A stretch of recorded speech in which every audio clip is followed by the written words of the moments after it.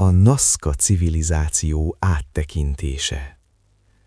A Nazca vagy Nazca civilizáció az ókori Peru déli partvidékének egyik legjelentősebb kultúrája volt, amely körülbelül KRE 200-tól KRU 650-ig virágzott, főként az Akari és Nazca völgyekben. A Nazca kultúra a Paracas kultúra örököseként jelent meg, és számos kulturális, technológiai és művészeti újítást hozott létre, amelyek közül a legismertebbek a Nazca vonalak. Földrajzi és történelmi háttér. A Nazca civilizáció Peru déli, sivatagos partvidékén és az Andok nyugati lejtőin alakult ki. A fő központjuk Cauhachi volt, amely vallási és szertartási központként szolgált. A klímaváltozás, a sivatagosodás és a vízhiány jelentős hatással volt a kultúra fejlődésére és hanyatlására. Társadalom és életmód. A Nazca emberek fejlett öntözőrendszereket építettek, hogy biztosítsák a mezőgazdasági termelést a száraz környezetben.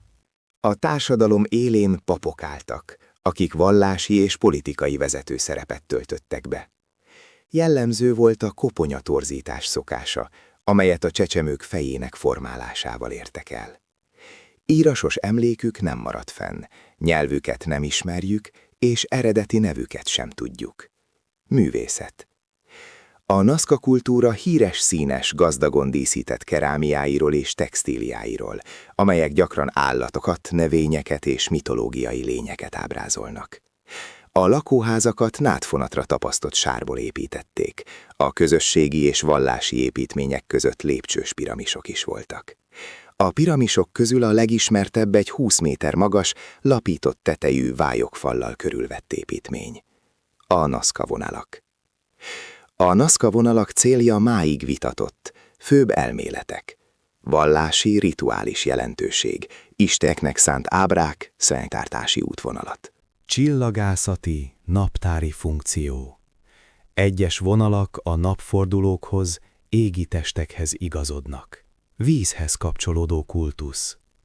A vonalak a vízforrásokhoz, hegyekhez vezethettek, a víz istenének tiszteletére. A civilizáció hanyatlása. A Nazca civilizáció bukását több tényező okozta. Klímaváltozás. A sivatagosodás és a vízhiány ellehetetlenítette a mezőgazdaságot. Erdőírtás. A toldzott fakivágás hozzájárult a talajerózióhoz és a vízmegtartó képesség csökkenéséhez. Társadalmi feszültségek, háborúk. A természeti nehézségek mellett ezek is gyorsították a hanyatlást. Örökség. A Nazca civilizáció öröksége ma is él.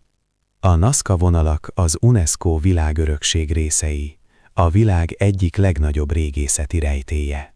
A Nazca kerámiák és textíliák a prekolumbián művészet kiemelkedő példái.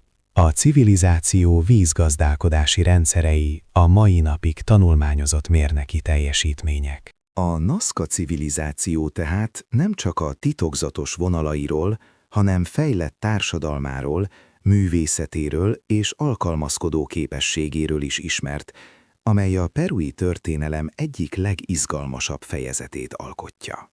Értelmezés. A Nazca civilizáció nem Krisztus után 650-ig virágzott. Ez egyértelműen kijelenthető.